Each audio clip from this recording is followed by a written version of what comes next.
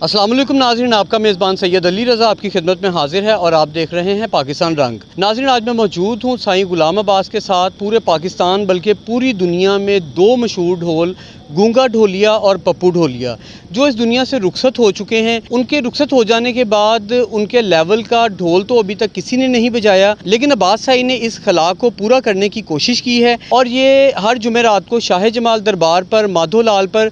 तो आइए इनसे बात करते हैं और जानने की कोशिश करते हैं कि ये इस खला को कैसे पूरा करेंगे, क्योंकि ये फ़कीरी और दरवेशी है। अस्सलाम वालेकुम। वालेकुम सलाम जी, मेरा नाम साईं गुलाम अब्बास है जी।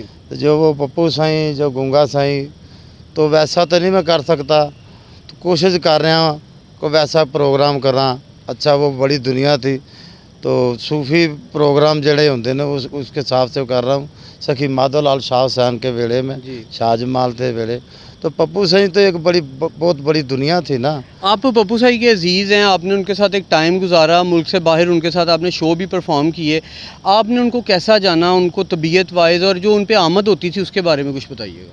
मैंने 3-4 कंट्रियों में बार परफॉर्मेंस की। हिंदुस्तान में 12-13 अवार्ड लिए मैंने।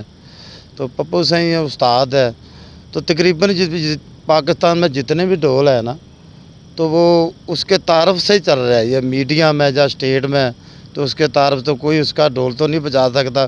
कोशिश करते हैं उन जैसा ढोल बजा सकता। पप्पू साईं तो कोई नहीं बन सकता, उन जैसा बनने की कोशिश करते हैं। अच्छा साईं जी, ये बताइएगा कि ढोल का मार्फत के साथ बहुत बड़ा ताल्लुक़ है, रूहानियत के साथ बहुत बड़ा ताल्लुक़ है।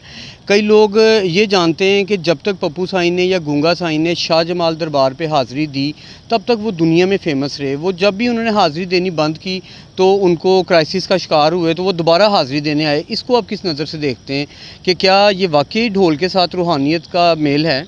ये ढोल के साथ वाकई रूहानियत का मेल है। तो जिस दरगाह पे ड्यूटी करते हैं, जब जैसे कोई अपनी नौकरी से ड्यूटी से छुट्टी करता है, तो उसका मालिक उसको खफा होता है। ऐसे फ़कीर की जब ड्यूटी करता है, तो जब छुट्टी करेगा तो फिर फ़कीर भी खफा होता है। फ़कीर की सखावत है ये ढोल, फ़कीर की रौनक है, ये दरवेशों की रौनक है। जो मलंग है वो भी अपनी मस्ती में धमाल जब ढोल को देख के बातों को रब को याद करते, अल्लाह को याद करते। ये सूफ़ी कल्चर है जी। जब आप ढोल के ज़रिए अल्लाह पाक को याद करते हैं, सुनने में आया है कि ढोल बड़े कलाम बोलता है। कोई हमारे नाज़रीन को बताइएगा, क्योंकि अभी आपने परफॉर्म भी करना है, जो आप उसमें जो बोल बोलेगा, ढोल बोलेगा, वो काइंडली बताइएगा ताकि नाज़रीन को बाद में समझ आ सके। सूफ़ी मस्त कलंदर, तो धमाल का मकसद ही यही है। सूफ़ी मस्त कलंदर अल्लाह वाले सूफ़ी प्रोग्राम करते हैं, तो मस्त कलंदर। ढोल का धमाल के साथ क्या ताल्लुक़ है? धमाल क्या वैल्यू रखती है? ये धमाल, ये मलंग, ये दरवेश है। जब ढोल के साथ ये तल्लुक़ होता है, जैसे ढोल बजता है, ढोल वाला अपनी मस्ती में होता है, जो मलंग होता है वो अपनी मस्ती में होता है। रूहानी का ये होता है। तो ये मेरे भाई है छोटे जी, दरवेश के बारे में जी। अस्सलाम वालेकुम। जी वालेकुम अस्सलाम। आप धमाली हैं जी? जी मैं धमाली हूँ, मैं मौला की धमाल डालता हूँ। असल में कोई भी कायनात में किसी भी चीज़ का वजूद है ना, तो वो दूसरी चीज़ के लिए ही है। ढोल जो है ये है ही दरवेश की धमाल के लिए है, क्योंकि ये वाहिद साज़ है कायनात में जो इंसान के ब्लड को, खून को गिरफ्त में ले लेता है, उसका नाम है ढोल।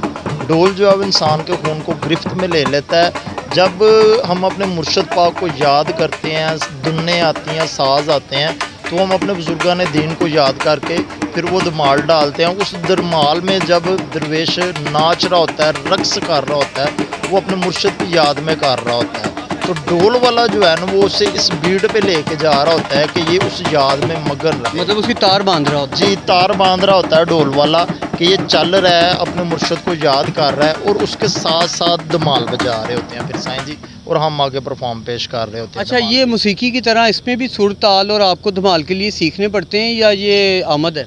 देखें जी, ये लोगों में शायद कम लोगों को पता है कि निज़ामुद्दीन औलिया रहमतुल्लाह ताला अलैह के मुरीद हुए हैं मीर खुसरू रहमतुल्लाह ताला अलैह, जिन्होंने बाकायदा बुक लिखी है ढोल के ऊपर, जिसका नाम है 5 ताल।